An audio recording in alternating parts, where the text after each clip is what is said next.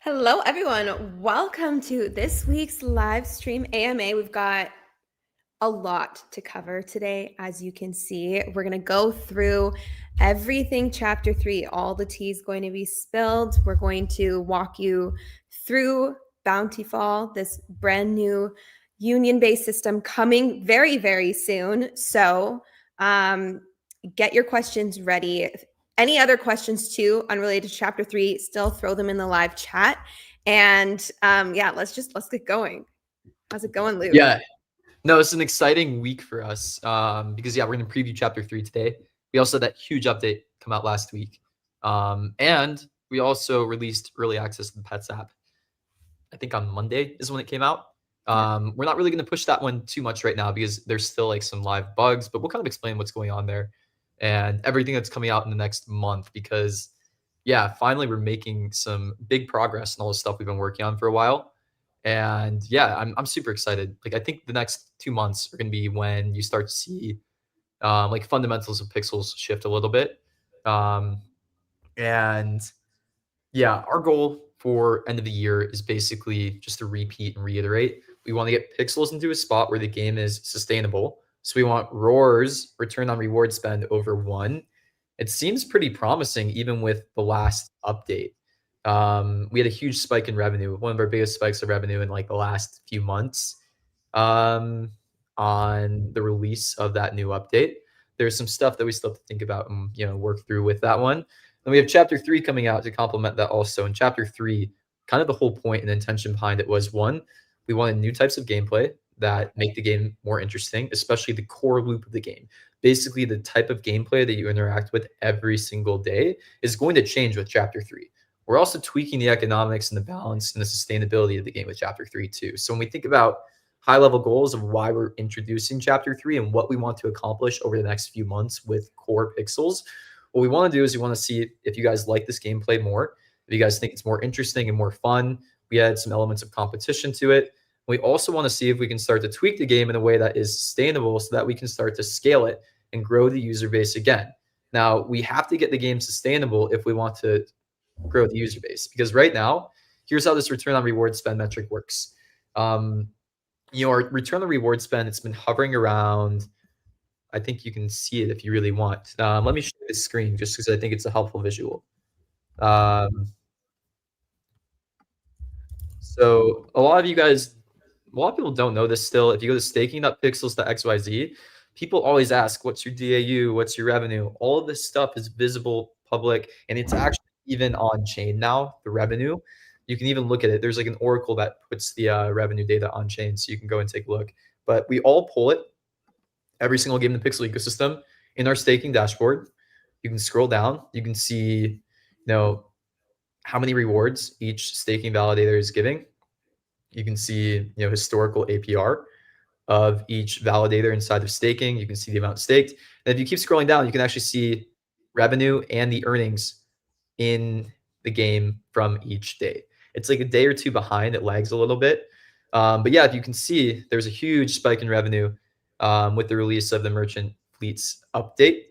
And you can also see where we've been at with return on reward spend. So if you look, we've been hovering around like 0.7, 0.8 for the last couple months. But there was a huge spike that got it way over 1 when this recent update came out. At 2.75. Yeah, now it's hovering around like 0.95, which is very, very close to being sustainable. So here's the difference between sustainable and unsustainable and why we want to get this tweaked out now. So the reason why we want the game sustainable is if it's roars over 1, every time that we start to acquire a new user, when our return on reward spend is over 1, that's actually more tokens getting burned inside of the ecosystem every single month. If our roars is under 1, every time that we add a new user, that's actually more tokens getting emitted, or more tokens getting sold and more tokens going out into the ecosystem, right? So if we care about our token, we want to turn it around basically. Like I'll just like be completely honest, our token's been down only for a while, right? It's not a good situation for ecosystem. It's not a good situation for foundation, for players, for retail. We are trying to turn up, and we're trying to turn around that narrative basically, and we're trying to make it so that fundamentals of token perform better. And this is what we need to do basically. Like we want to scale revenue, we want to build out sustainable games, and these chapter 3 tweaks are kind of oriented around that, right? So ideal situation after chapter 3 comes out is the game is now roars over 1 consistently. We can start to scale user base, and every time we add a new user, when return on reward spend is over 1, that hopefully leads to better token performance, right? So that's kind of the idea here and where we're moving towards. So we have this going on with chapter 3. We'll go and like kind of go over the demo and preview of it today. It is scheduled to release soon. I don't know if we want to say the official date yet, but it's very, very soon. It's not months. It's not months away. It's weeks, if that, away. And yeah, we're basically just in the final stages of playtesting. We've even had like players start playtesting it and giving feedback now. So we'll kind of show you guys what exactly it looks like today. And then yeah, the other things that we're working on, we'll maybe dive into it if we have time, but I think chapter 3 will take a lot of time. Is we released the first version of our Pets app. We're calling it Chubkins. That released in early access on the Google Play Store on Monday.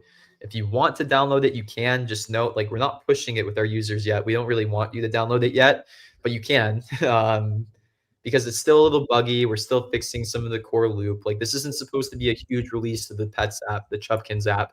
It's more so about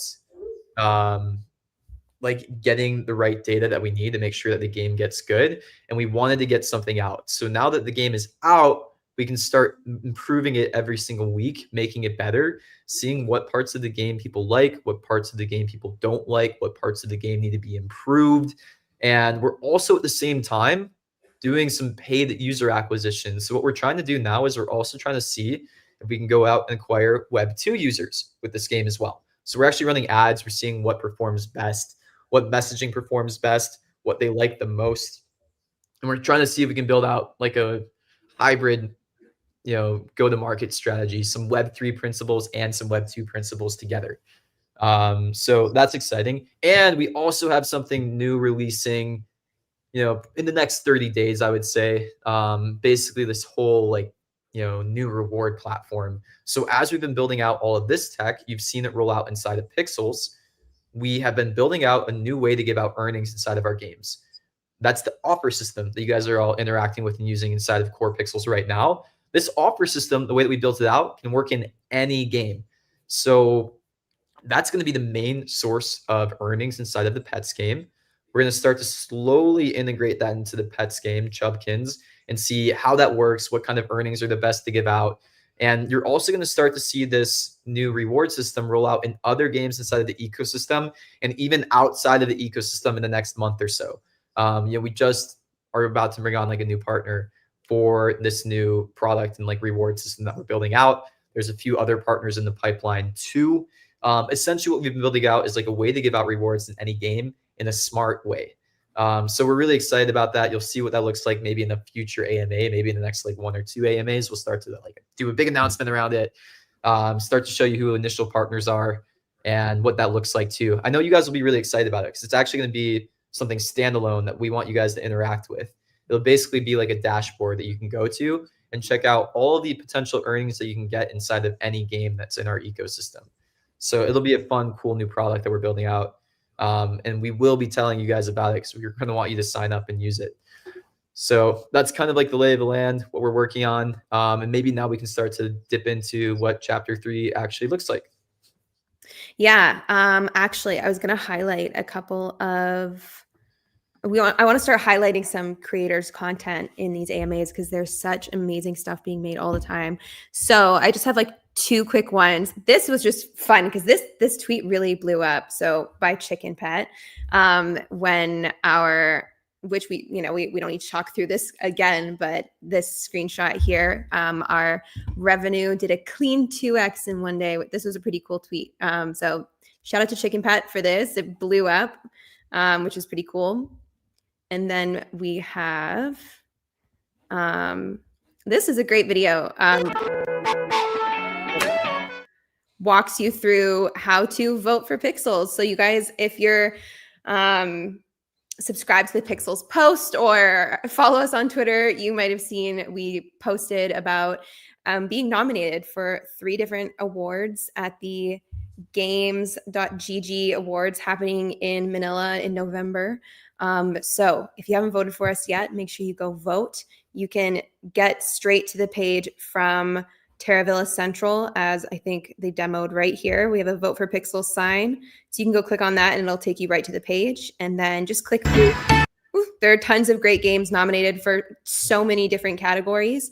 But make sure you choose the Pixel ecosystem ones first. I know Sleep Got You is up for an award too, so make sure you vote for them. Cool. Okay, yeah, Chapter 3. Okay, so we've talked a lot about what is Chapter 3, what are the goals of Chapter 3, and all of these things. So I think I'm going to start by saying this is an incredibly community-focused update.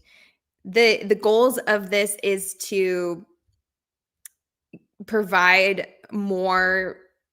How do I explain this? Luke, you're so much better at explaining this than me. Do you want to just quickly give us like TLDR on goals of Chapter 3 and then I'll dive into the nitty gritty? Yeah, I mean, like we said, the goals of Chapter 3 were we wanted to start to introduce some elements of light competition inside of a game, right? Inside of a game right now, there's really only one goal. Basically, just like optimize your task board as much as possible, right? And yeah, a lot of you guys have been playing for the long time. This gameplay's gotten quite stale. That's why even features like Merchant Fleets has been more interesting to all of you because there's more strategy even in that feature. But what this loop hopefully accomplishes is this introduces lighter and more friendly competitive gameplay inside of the core loop. It's not as intense as something like Spore Sports was, but it is lighter competition, and that's an interesting loop that we want to start to explore. And what's interesting about the way that we've implemented Chapter 3 is we iterated a few times. How this is going to work is basically if you're playing the normal game Pixels and you're doing your task board, you are going to start playing chapter 3, kind of whether you like it or not. Or at least, like, it would be really silly to not do chapter 3 because you're going to be getting all the resources that you need to go out and participate if you're just doing a task board. So yeah, it's supposed to be light competition. It's like really, really, really light risk to earn. It's not as crazy. It's not as, super hard competitive. But it is light competition. So this is one of the things we want to experiment with. Like, if you guys respond to this well, if it starts to work, we'll probably double down in this direction and see if we can make this type of gameplay, even more, in depth and robust. Like, we talked about adding combat into the game for a while, and that is combat's a big thing to add, but if this is successful, that might be a route that we want to go down. For example, this is almost like economic combat in a way, chapter 3. But again, it's not super crazy. It's relatively easy to understand, and yeah, we want to kind of like dive more into this style of looping gameplay. And there's a few interesting things we've done with the whole reward loop too. Like, for example, the earnings inside of chapter 3 are kind of related to how much people are participating in it. So it's easier for us to tweak in a way that is more sustainable for the gameplay and for the token. And yeah, we're really excited to see how it goes. So essentially, this will be one of those updates where we release it. We'll release it like relatively early, right? And we'll keep building upon it. So we'll keep doing live ops and like making this particular loop better and better. And if it goes the way we want, we'll release a chapter 4 that goes even more in depth, right? So that's kind of the high level explanation. Okay. Let's dive in then. So yes, my background is a huge leak, but I'm about to demo these rooms exactly. So stay tuned, but let's get started here. I'm going to preface this by saying there's a lot going on here. So put all your questions in the live chat. We'll try to answer all of them. Nothing's off limits. We're not hiding anything from you. We're showing it all right now. So let's get going. Welcome to our preview environment. This is an internal environment. If things are a little wonky, we deal with it. But here is the Hearth Hall. So this whole system is called Bountiful. I should figure out how to say that. Bountiful. And it all takes place in the Hearth Hall. And then, of course, you have to go and find your yield stones across the game in other ways, which we'll go through together right now. But just a moment for the art, because our artists, as per usual, absolutely popped off. It is the interior of this, as you can see in my background, is so good. Okay, so let's go on in. So there's going to be an intro quest when you walk in, which I've already done, so it's not going to show up here, but you're going to go around and learn all about the different unions and about Bountiful and all of the things. But let's just go through it together right now. So what you're going to start with is selecting your harvest union. So I am already in a union. So if I just click on this, it's going to say you're already in one, but you can change them. There are some limitations. You have to purchase this harvest union changer, and I think you can only do it every set amount of time. I think like 24 hours or something like that. So the goal isn't to be changing unions all the time, but there are options if you want to. So I'm going to pretend I'm changing my union here. So we have 3. We've got Reapers, Seed Rights, and Wild Groves. So I'm already in Wild Groves, and I'm going to stay in Wild Groves, so I'm not going to use my changer here. But let's go learn a little bit more about them. So coming deeper into the building, you can see there are little booths for the 3 unions. So let's learn a little bit more about each of them. So we have our seed rights, the yellow. We are the seed rights. We believe that land thrives when guided. Left alone, it devours itself. The hearths respond to care, to effort, to discipline.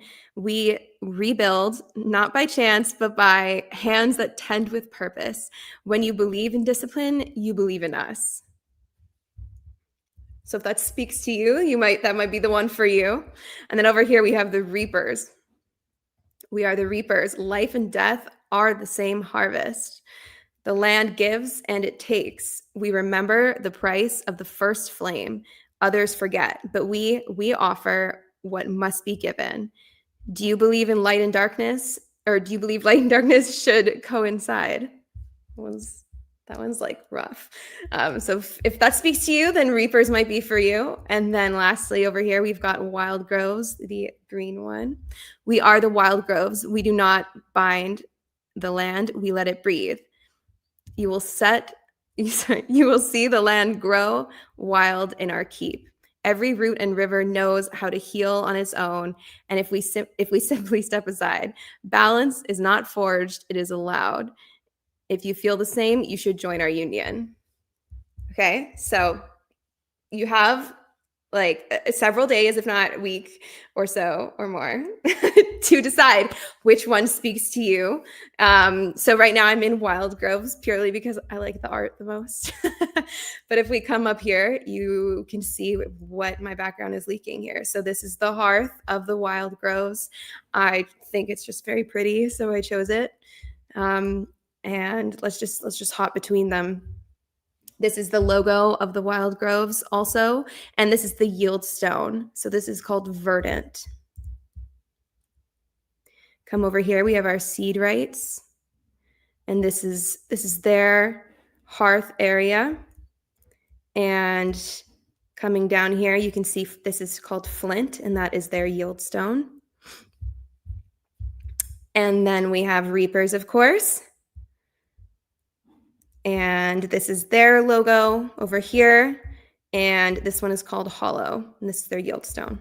Okay, so let's dive in. I'm going to go on the search for some yield stones because that's what I need to put in my hearth. We'll dive into like what that does once I have them. Well, actually, I have a couple here, but I want to show you how we get them. So I'm going to go to one of my lands, and I'm going to go to the task board. So as we've said many times, you will be able to get yield stones straight from the task board. I can get, so there's 3 types of yield stones, as you just saw, 1 per union. The union that I'm in, obviously, is the one that I want to put in my own hearth. But if I get yield stones from other unions, I can put those in their hearths to sabotage them so their health will go down. And there's a whole thing. So first of all, we're at my task board. Let's open it up and see what we've got here. Okay, so it looks like I can get hollow tier 2. So there are different tiers of the yield stones that apply different strengths of either health or power or sabotage. So I'm going to deliver those so I can sabotage the reapers. And then I'm going to grab, this one is for me. This is a verdant. Perfect. So I have one to put in mine also. All right, let's go back to Terravilla.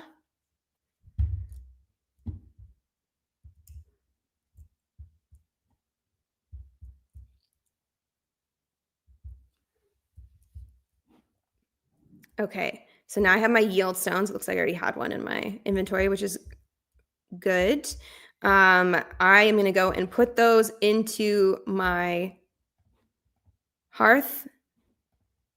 So we have our hearth progress bar here. So right now we're at 25.1%. There have been a bunch of deposits. You can see what's been going on here in the activity log. So it looks like Andrew's been playing too. And I can put another one in here. Let's see how much that adds to it. A little bit. Okay. Yeah. Tiny bit there. All right. And then I had a Reapers one, right? Yeah. Here we go. Let's go sabotage them.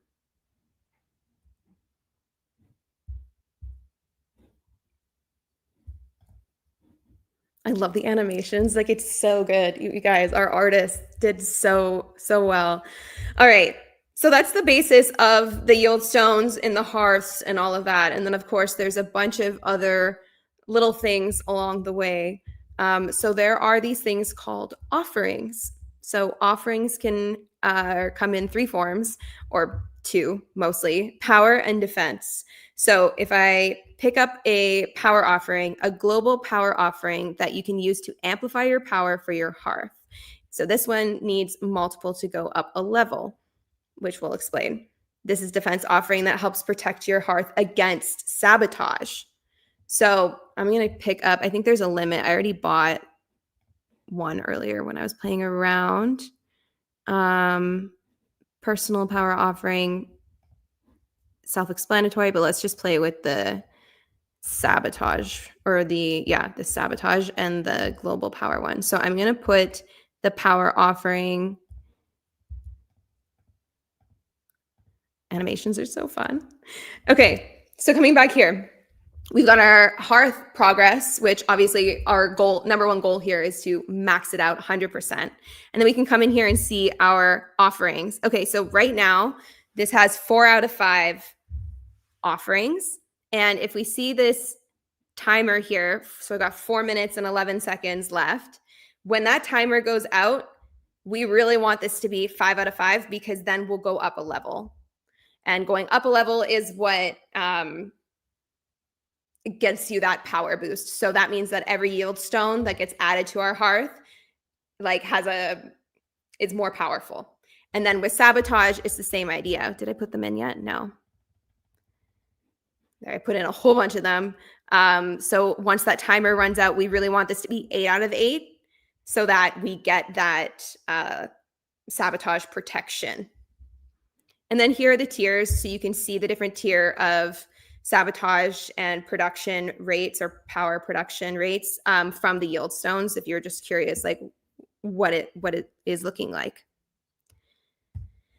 Okay, so there is one other way to get yield stones, and that is on NFT land. So if you come down here in the little shop here, you might have noticed there was a new industry that you can also pick up, the Yieldstone Press. So I already have one on my land, so I'm not going to buy one. But if we come over here, to use the Yieldstone Press, you need yield reactors, which are these little stone looking things. So these can be crafted at a bunch of different industries. We'll let you know all the industries in actually, you know what? I think I might have the list right now. Hold on. Give me 2 seconds. A variety of industries, including metalworking, woodworking, cooking, business. Yeah, perfect. So you can craft them at those industries, and then you just put them right onto the reactor, and you immediately get your yield stone, and then there's a bit of a cool down time, so it looks like 3 hours. One thing to note is that this land in my settings, I have set to be wild groves because that's my union. So I want as many verdant yield stones as possible.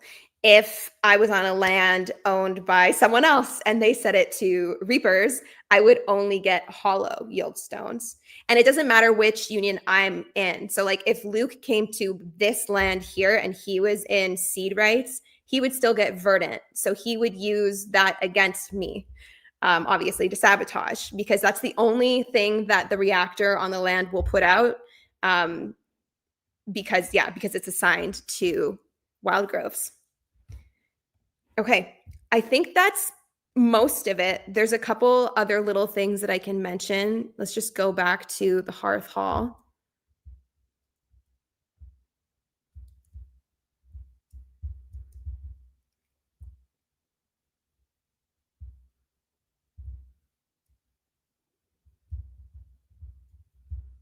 I'm just obsessed with the art. It looks so good. So good. I'll just stand in the middle so we can kind of see it all. Okay. There's some leaderboards down here. I know I said nothing's off limits. This one I actually can't share too much information about yet because it's still heavy in design, but it will be based on participation. So the more people play, the more you can earn. There's a little wall of fame down here. That one is also in development, but it's season based is what I'm going to say. And then one important thing to note is how long does a session last? Until someone wins. And when someone wins, there are pixel prizes. So all of the rewards from this are, well, I don't know if all are, but there are lots of pixel prizes to be won here. So this is a kind of going to become like a really fun new way to earn pixel through the game, beyond just the task board. And I think that's everything. I'm just like, I wrote out a list. Like I wanted to make sure I hit everything. I think that's all the things I wanted to mention. Okay. Yeah. Yeah, that's it. So let's dive into some questions. Yeah, so what's the benefit of winning the union? Is this done weekly? Yeah, so you'll get pixel prizes basically. Mhm. Um, we're not moving like all the pixel earnings into this system, but it is an interesting system. We're going to start to experiment with moving some of the pixel earnings from, the previous core loop of just task board into this particular loop, right? So there will be prize pools for winning and losing factions as well. That's some of the tweaking that we're going to be doing too on what feels good. We'll probably still give some consolation prizes even to losing unions. But the winning union will get most of the prize pool. Yep. Okay, hold on. I see you pinned a bunch. So let me.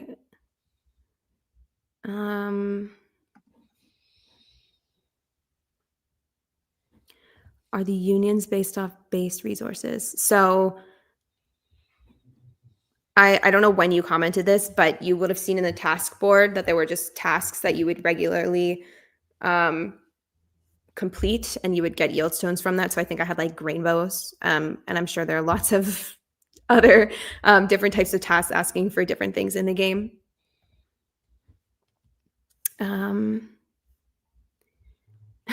Luke just pinned, yeah, sabotage. Let's go. What would happen if almost all the current players had an agreement to join the same faction? Would it greatly reduce the earnings? So, I mean, yeah, the earnings are split among the faction players. So if one faction had all of the players in it, each player would earn less. So that does kind of like balance itself out eventually. Like you probably want to be, if you wanted to maximize your earnings, in a faction that less people were in, that had like a chance of winning, right? So there's going to be some strategy too. That's why you're also allowed to change your union, because if you notice that a union did really well and had a lot less people in the previous time it went around, you should maybe try to join that union. All of the stuff normally balances out with like some kind of game theory, right? So that's kind of some of the idea too. It might take a little bit of time for it to settle and get to an equilibrium state. That's also part of the gameplay too.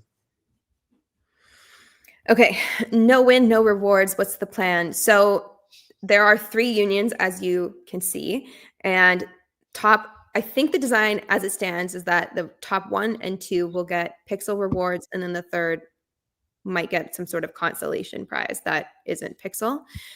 So you should get some things, but also there's 3 unions. It's not like there's 100. I feel like a lot of the time when we do leaderboard events or competition style events, some people get really discouraged because they don't have the time or they just don't want to go crazy. But here, because it's like there's only 3, the chances of you winning something, it's 1 out of 3. So it should be good.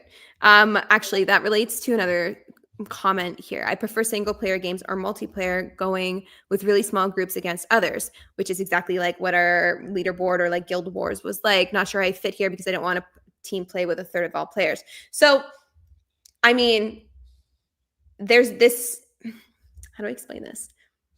You can just team up with like 10 of your buddies and all be in the same union. I actually expect that to happen. I kind of expect guilds to all join the same union, and just play in those small groups. The other cool part about this, though, is if you're just earning yield stones passively from doing the task board, you can always just hop in and place it in a hearth regardless, right? So you can you can play this in so many different ways, or not at all, right? You can still keep playing the game how you were before. Exactly. That was kind of the point with this particular type of gameplay and why we did it this way and even integrated it into the task board. If you are normally just doing the task board, then you're already kind of playing chapter 3, right? So you don't have to think about it too much. You're already going to be receiving some yield stones. you might as well just use them in this loop, right? Like, why not? Like, if you don't, you're just kind of leaving earnings on the table, right? Because this will be a new loop that you can start to earn some pixel in. Um, it's not, if you're already doing the task board, you're probably not doing much extra work here. You just kind of have to deposit the yield stones Mhm. in the correct place. And you might also be able to sabotage if you want as well. So it's like a mix. It's like semi-social gameplay, but you don't have to talk to anybody to do this either. Like, we know that some people didn't like the guild gameplay because you literally had to, like, go and beg a guild to join. And in this Yeah. one, you don't have to do that, right? Like, Or you don't the have to talk to planning and anybody. streams and group chats and discords and stuff. Yeah, you don't have to talk to anybody to play this particular loop. But if you Mhm. also, do talk to other people in your union, maybe it'll go better, right? If you guys coordinate, hey, let's go sabotage this other union, or, hey, let's like really try to finish this quickly. There's some other interesting gameplay that can form there too. But yeah, if you're one of those players that just likes to play alone, you can still do this without talking to anybody. And just view it more like, PvE that way, right? Okay. I just pulled this up because I saw this question. So, how many reactors can we place per land, and does it generate surplus? So, if you see in the description here, I guess I'm kind of zoomed out. Hold on. It's 1 for small land and 2 for large land, and then yes, it does generate surplus. Let me just get out of here. I'm gonna zoom out again though, so you guys can see. I have a smaller laptop, and I'm constantly at battle with everyone else on our team that has like giant screens. Okay. Let's go through here. So many people are begging for a release date. We don't have one quite yet, but it is very soon. I'll say it's not this week. That's all I'm going to guarantee. Okay.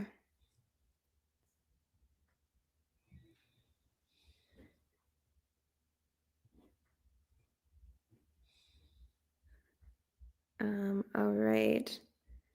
Will level matter? I assume you mean your personal levels. So, um, I'll have to double check with the team, but I would assume like it's just like doing the task board. So you'll get better tasks the higher levels you are, Yeah, which better means yield stone if you're a better higher level yield also. stones. Yeah, so Exactly. levels do matter in that regard, Yeah. right? Because the yield stones are tiered. Yes. Here. So you'll get access to higher tier yield stone tasks, Yeah. basically, if you're a high level. And your yield stone will be a lot more effective and powerful in the Mhm. system. Exactly. Okay. 3D printers give surplus. Yeah, they do give surplus. Okay. Can you see other people's unions? Well, yeah, I'm looking at this one right now. What part of the union are you looking at? Well, I mean, like, if I was to click on a random user, could I see Oh, what union they are? that's a really good question. Let's go find out I who's think here. No, I think how you even check your own is it's in your player settings right now. Yeah, doesn't look like it, but I Yeah. So I think if you want to check what union you're in, it's like kind of hidden away right now. It's in like account and then players statistics. Yeah. yeah. Is that something you guys want? You want to be able to see each other? I No, I think it think makes they didn't sense. want that. You don't want that. I feel like it makes sense to see. Like that's like, guilds. You can see your guild. Okay. Okay, yeah, apparently you can, but there is yeah, let us know if you guys want it private. That might be interesting. I didn't even think about um like the different gameplay that could form from being private, but I do think that's interesting. Like, I do think that would be yeah, you might not want to know. That way, if you're like going to a hearth, they don't know if you're sabotaging or not. There is some interesting gameplay there. Oh my gosh. So this is Cass, and he just DM'd me being like, it literally showed when you clicked on me. It does show. I just didn't see it. So yes, you can see each other just by clicking on them. We could make this a little more obvious though, because I didn't even notice it when I saw. Yeah, or give us some feedback if it's something that we should hide. I could see an argument for hiding it too. I don't know. I feel like you should see it. Let us know. Okay. Scrolling through here. Luke sent Heidi a new laptop. Guys, I bought this in Mexico a couple years ago, and the keyboard is Spanish, but it's set to English, so I have typos all the time. All right. back back to it. 2 to 4 weeks as always. Exactly. And for okay, so I feel like a lot of people are newer that don't understand what 2 to 4 weeks is. Luke used to say everything was coming out in 2 to 4 weeks. Am I frozen? To the point where it became a meme. So when we say 2 to 4 weeks, it means soon. It means nothing. Okay. Oh, when do you start naming events as chapters? Okay, so let's talk about it. Chapter 1 was like basically the release of the game. Chapter 2, we rewrote the game. It was crazy. Chapter 3 is what chapters should be. It's a major feature release. This isn't completely rewriting the game. This isn't completely changing the game. It's adding to it, and in a significant and really fun way, and in a continuous way. This is going to keep going on and on and on and on. We could have called the Neon Zone release chapter 3. We could have called Merchant Ships chapter 3. Big feature updates is really what chapters should look like, not completely rewriting the game like chapter 2 was. So moving forward, chapters will be big feature releases because that's what they should be, and they're really fun and exciting. Do you have anything to add to that, Luke? Yeah, so also this is not an event. This is going to stay in the game forever. This particular like release. And it's going to be like ongoing basically, and it kind of runs automatically also. Now, that does mean that we're going to need to like pretty carefully monitor all the balance with it, how it's playing, and also build on top of it. But that was part of the strategy here. I think chapter 2, one thing that we did wrong was it was too big of an update all at once. And it's really hard to get a big update like that balanced the way that it needs to. It took us like 3 to 4 months to actually get chapter 2 into a good balanced spot. The approach here is what I want us to do moving forward is smaller updates to test if a feature makes sense or is good, and then tweak it and make it better week on week. Like I think if you guys have been following the team for the last 6, 7 months, we've been moving a lot faster again. And yeah, I feel really confident in the team's ability to make the changes that we need to and to make the game significantly better. Like a good example is the Merchant Fleets update that we just did. That was work that they did in addition to working on Chapter 3. Imagine if the next feature was all just about making Chapter 3 better. Like we can get a lot of stuff out in a short amount of time to make these features have more depth, to make them better, to make them more fun. And it's way better to get something out sooner, in my opinion, to see if it's resonating with people, if it works, and if it's a good feature. And then we can build on top of it. So basically, we're moving back into like more of an F it, ship it mindset. We're trying to get features out quicker.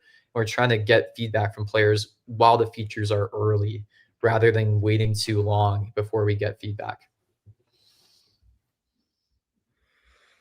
Okay, you might get bullied for being in a certain union. Don't do that. That goes against community guidelines. No, I'm excited. Like they all have a vibe, and I think they'll continue to grow as with their vibes. So it'll be cool. Mm-hmm. Are pixels removed from the task board with this event? If so, where would we get the pixels from? No, pixel is not removed from the task board. Pixel is still in the task board. So if you're playing the game like you always did, you could even choose not to play chapter 3. You can still get Pixel in the task board doing it. It's also kind of your incentive to go out and get Yieldstone, right? Because we expect how people might play it is people will do the task board like normal if they're trying to get Pixel in the task board. And as they're getting Pixel in the task board, they'll also be getting this Yieldstone, right? We're having more earnings also inside of this chapter 3 loop. So if you have Yieldstone, you might as well use it in chapter 3, right? It'd be silly just to waste it because there's even more earnings that you could get in the chapter 3 loop, in this like hearth loop. So just use the yield stone that you would be getting as you're doing the task for normally, and then get some more earnings that way too. That's kind of the approach and the idea there. How will this update bring more players? It only looks good for whales. So for the whales part, that's not true. Anyone just playing the task board can play. Yes, if you have a higher level, you will get better yield stones, but then just level up, and you don't need to be a whale to level up. Do you want to talk about the first part? Yeah, so again, the idea here, and we're pretty like transparent and clear about the strategy, is it doesn't make sense to scale users until we have something that's actually sustainable. Like somebody did a little bit of a snarky comment saying when our return on reward spend between zero point 0.7 and zero point 0.8 means your company loses 20 to 30% every month. That's true, right? That's why sustainability is really important. And this is like why we talk about this every single week. This is why we're making such a big push on this return on reward spend metric. This is why we release this transparently every single day, too. You can literally see how Pixels is performing with sustainability every single day. I don't really think any other game is providing that level of transparency. And that's why this is so important too, to get the sustainability and the return on reward spend over one. That way, when it's over one, we can start scaling DAU and start scaling players again. Now, there's a few ways that we need to like think about scaling players. One, the game needs to be fun and you guys need to be enjoying it and liking the new mechanics. So we hope chapter 3 brings in some new gameplay that feels a little bit more fun. We hope that you guys think the competition element is like a bit more fun too. And if it is and it's going in the right direction, there's a couple different things that we'll do. One, we'll double down on this type of gameplay. We'll make it more fun. We'll make it more, in depth, and we might even add some more like flavor to it. Like maybe we're like, oh, this competition aspect is working really well. This model around earnings and rewards is working really well. Screw it. Let's just keep building on features like this. Maybe we add combat. Maybe we add some like more in-depth gameplay there in a chapter 4. Two, if it's working well too, and we do have return on reward spend over one consistently, then what we can start to do is actually do user acquisition again, right? That means incentives for getting new users in the game, creating content, and we might even start to run paid user acquisition. I kind of envision us doing a mobile app as well, and like going really, really hard and achieving like more of a Web 2 audience. The stuff that we're doing with Chubkins, this new pets app that we released on Android, it's going to be kind of the same playbook that we'll run in Core Pixels if this is working well. What we're doing with Chubkins is we're basically running a lot of paid advertisements. It's funny because Wob.eth, the Sappy Seals founder, he sent me a message the other day being like, hey, I got your ad for Chubkins. Like we ran probably across like all of our partners, like 60 or 70 ad variations over the last month or two, testing to see what ad works best for the Web 2 audience and how we can start to attract a Web 2 audience inside of Core Pixels and the Pixels ecosystem. And honestly, I've been really impressed. Like as it is right now, our ads are actually performing extremely well, even without leaning too hard into earnings and that narrative right now. So we're actually in a pretty solid spot. Like I think our, potential customer acquisition cost is actually viable as a Web 2 game now. And especially if we start to really emphasize the key value prop of the Web3, like some of the earn, some of the tradability, some of the ownership aspect, our customer acquisition cost decreases even more significantly. So that's kind of the strategy here. Essentially, we want to make sure that the game is in a good spot when it comes to fun, playability, and sustainability. And then we can start to do another user acquisition push. Like, again, what I think that's going to look like for Pixels is we'll probably actually release a mobile native app and then start to do paid UA in mobile native with Web3 UA as well, like a hybrid approach, basically.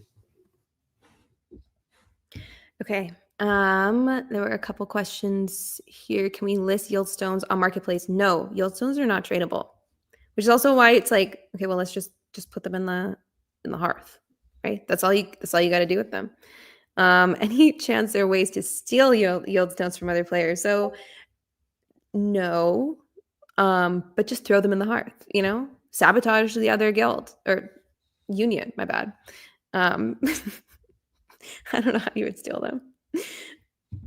Okay. Yeah, so this is why we want to release it earlier too. Like these are the exact features that we want suggestions on when you guys are playing it, because we can add whatever you guys want. Like truthfully, at the end of the day, we want to build something that you guys think is fun. I was really pushing sabotage mechanics in chapter 3 because I know that's the type of gameplay I'm interested in. I like messing with people a little bit.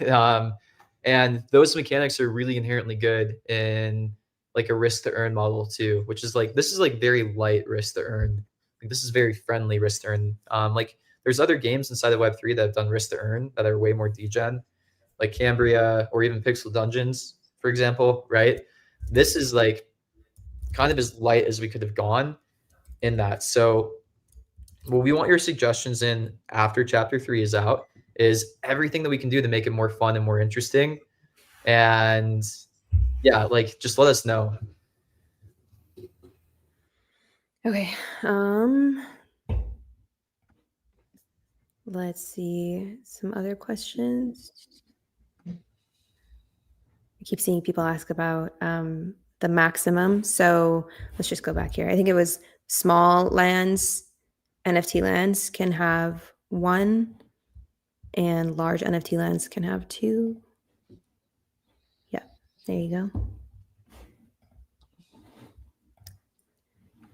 Yeah, so there are still concerns about whales versus 100 players. Just remember also, though, guys, you can't buy the yield stone, right? So it's not so whale oriented because if you could buy yield stone, that would be a bigger issue, right? But because you actually have to play the chapter 3 loop, if you're leveled up and you're like a normal player that's playing a lot, then it's not really like a it's not the same thing as like a money sink loop. But there is, tweaking and adjustments that we'll have to do. Like if normal players don't feel like they have a chance or like they don't have any effects on this particular mechanic, then it actually won't succeed. So this is also feedback that we'll need from you guys and like a lot of tweaking and adjustment that we'll have to do. Again, this is why we wanted to release a mechanic like this earlier. So here's the high level strategy and what we're thinking about when we build out new game mechanics moving forward. One, we'd rather release a lighter and smaller mechanic first with the right systems behind it, right? So this is a light risk to earn loop and system, and it's very easily able to be adjusted. If we can get the economics right with this game loop and the system behind it right, then we can start to dress up this game loop and make it even more interesting afterwards, right? But if the whole system and the economics behind it aren't right, if we had spent 6 to 12 months building it out and didn't have the back end or the systems or the economics right, it would be a major fail, right? Now what we can do is we can do something a little bit lighter, see how to tweak it, and then get these economic systems right first and then build on top of that, right? Because the things that we learn from this game loop when we release it will apply to anything else that we do that's like what I like to call higher fidelity. Like if we did a full combat system, if we did like more competition, if we like leaned into some of these systems too. So this is really more of an economic update where we're going to learn how to make this feel the best, because if it is too whale oriented, we won't have the participation that we want and it won't feel fun to the average player, which is bad. We want the game to feel more fun to the average player, and we want the systems to work and be, sustainable. So again, when we get this out, the feedback will be so important. We want you guys to play. We want to know how you guys feel about it, and that's kind of the whole intention here.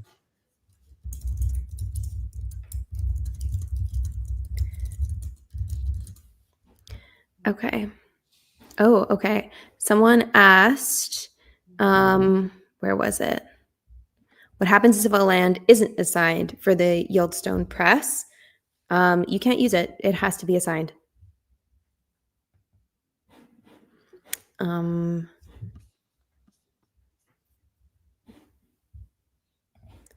Okay.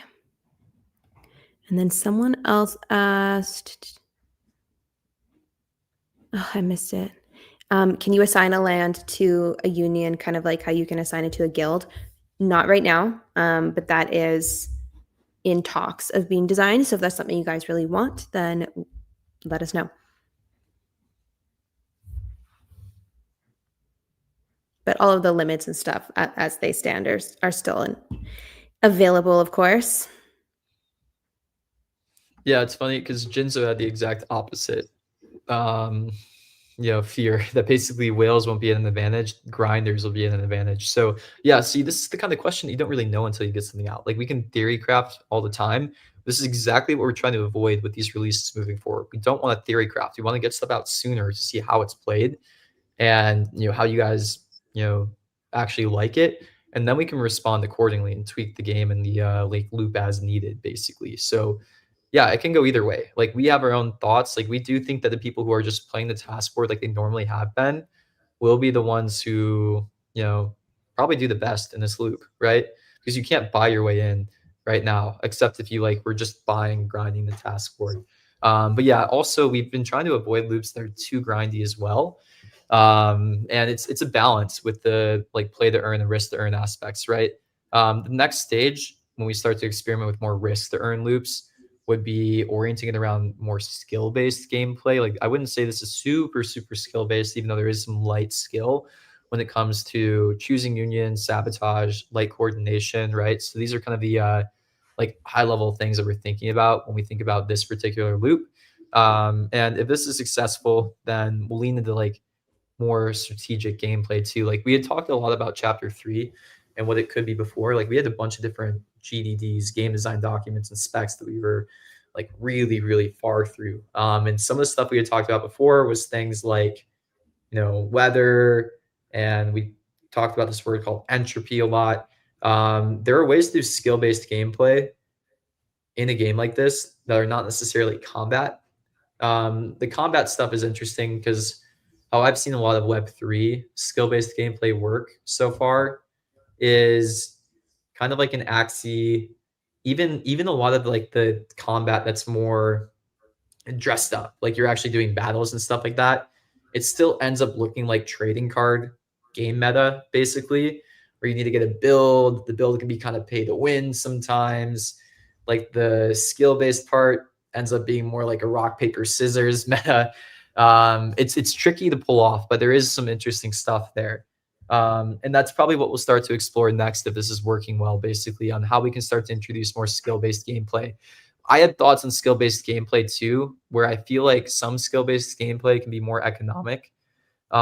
Here's the tricky part about some of the skill based economic gameplay, though. It's not so accessible to the average user. Like a good example is the experiments that we started doing with like the prediction market on Ronin. There was interesting skill based gameplay that opened up there. Like some people were betting on like prices of items and trying to predict that, and like there could be like economic manipulation that way, which is like kind of interesting if you think about a skill-based game where it's like, okay, can I manipulate the market, place a bet on this prediction market, and will somebody else try to like liquidate me or short me, basically, or like sell or dump items?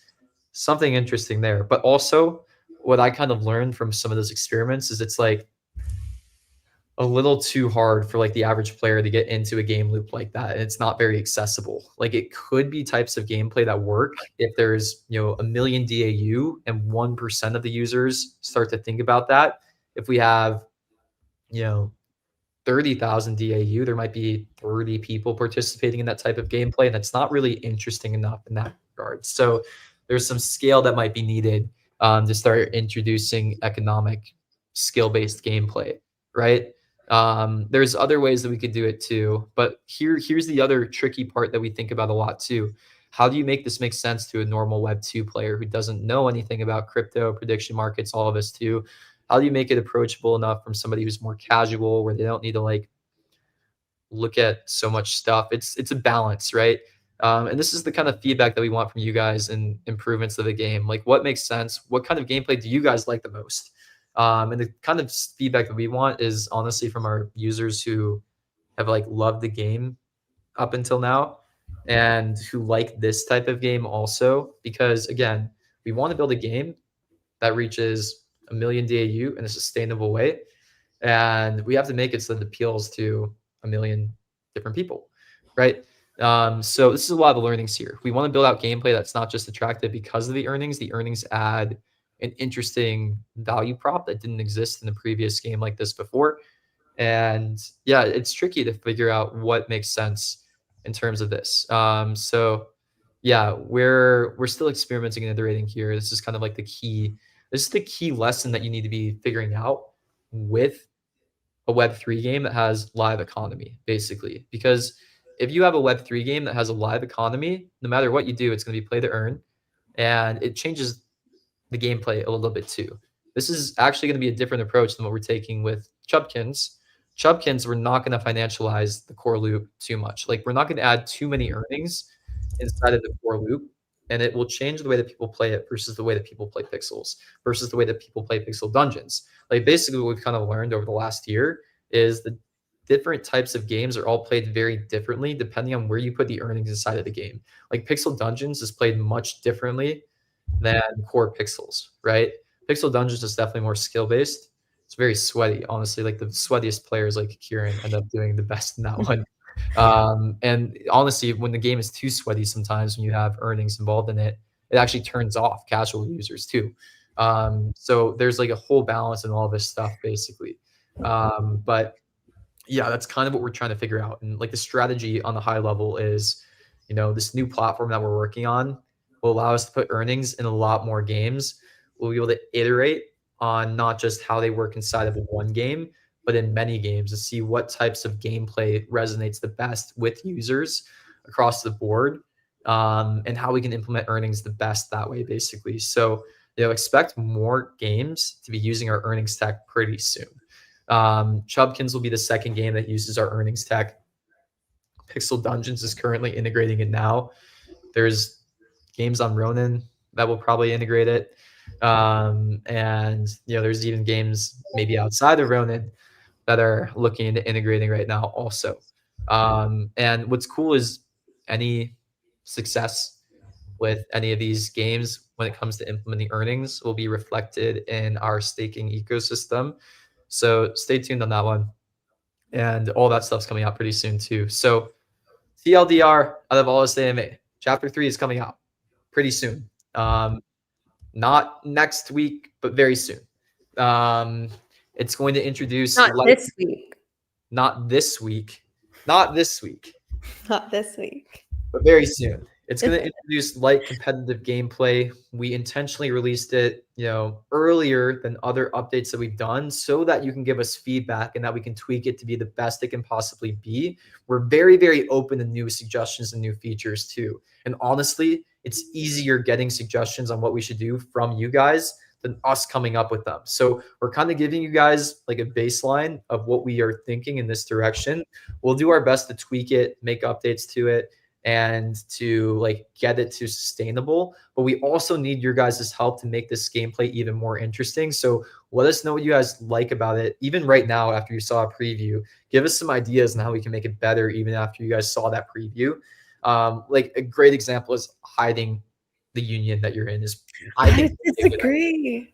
And then two, after it's out, like this is when it's go time for us to like the team is ready and dedicated to make this as best as possible and help us think about what a chapter 4 would look like also.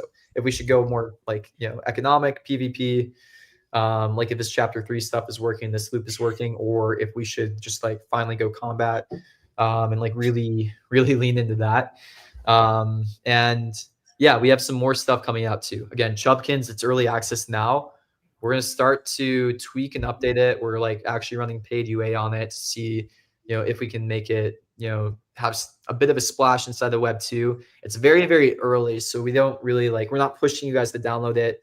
If you guys really wanted to, you could go and look up Chubkins in Google Play and download it, but it's buggy. It's not meant to be like a full release. It's a soft launch basically. Like we kind of even don't want you to download it for a little bit. There's no earnings inside of it right now. But there will be probably in like a month or so after we iterate on this core loop a little bit more, and then expect a big product announcement on all this new earnings tech that we're building out in the next 30 days or so. So that's kind of all the updates from us. And yeah, I don't know if there's any other like urgent high questions, then we can I go. don't think so. I think we went through most of it. Yeah. Okay. Well, yeah, thank you guys all for coming out. Let us know your feedback and stay tuned. All right. Thank you, everyone. Thanks, guys.